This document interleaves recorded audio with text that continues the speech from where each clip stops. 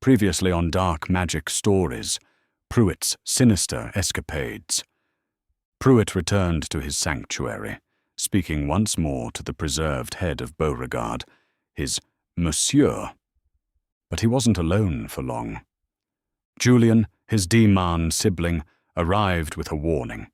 The Dorvo vampires know. Beauregard was no ordinary elder. He was their king. And now, Leonis and his allies are preparing for war, but Pruett, ever defiant, refuses to back down, and the collection has only just begun. Episode 5. The Dorvo Response. Beneath the Basilica of Saint-Denis, the Dorvo vampires gathered in their most sacred chamber. The air was heavy with incense, the flickering light of a central candelabra casting elongated shadows on the ancient stone walls.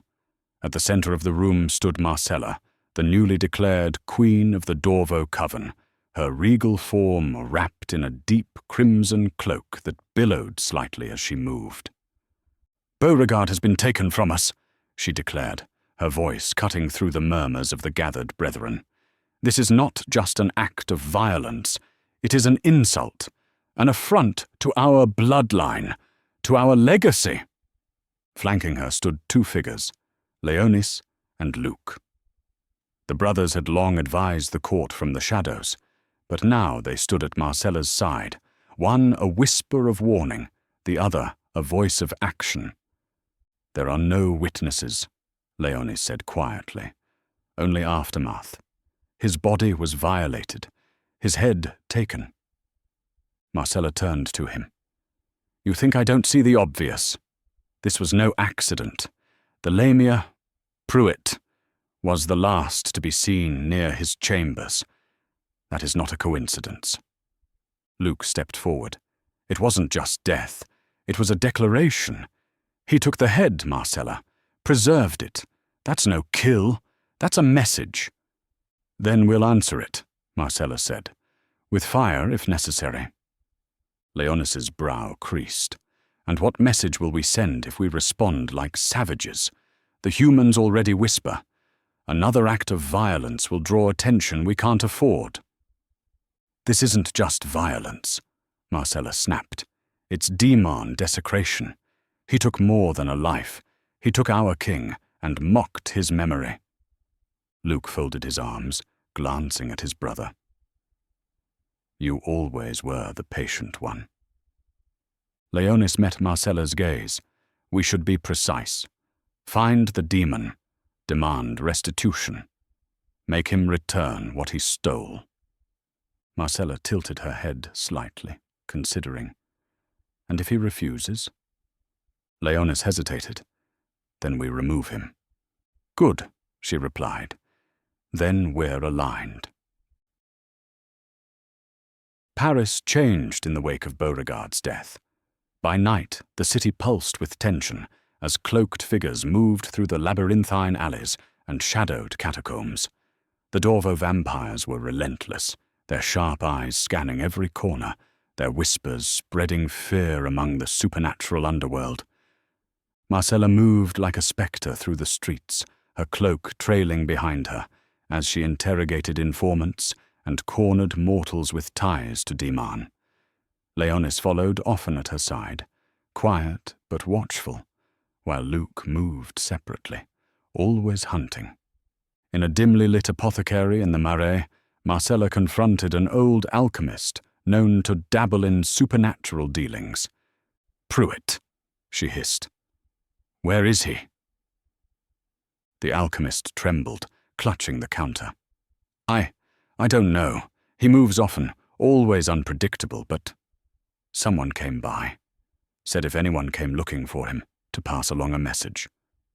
Marcella leaned closer, her eyes narrowing. "Who?" The alchemist hesitated. "A demon. Male. Pale, dark-haired, well-dressed. He didn't give his name, but he said he was Pruett's brother." Leonis exchanged a glance with Luke. "Julian," he said under his breath. "And what was the message?" Marcella demanded. The alchemist pointed shakily to a ledger on the counter. He said, if you want information on Pruett's whereabouts, to meet him at Maison de Benediction. Alone, if possible. Marcella's lips curled into a snarl, and she released him with a sharp shove. Pray that your information proves useful, and that this is not a trap. If so, I will be back for your head. As Marcella stormed out of the apothecary, Leonis and Luke fell into step on either side of her. You trust this lead? Leonis asked quietly. Marcella didn't slow her stride. I trust that someone wants me to follow it, and I'm in the mood to oblige. Luke scoffed. Julian's clever, but not that clever. If he's luring us out, he's already underestimated you. Marcella's eyes narrowed. He's stalling. Pruett's done something. Julian's protecting him. Or regretting it, Leonis added. Julian's not the same as his brother. He may want this resolved without blood. There's no such thing, Luke muttered. Not with Pruett. Marcella didn't argue. If Julian has answers, he'll give them to me.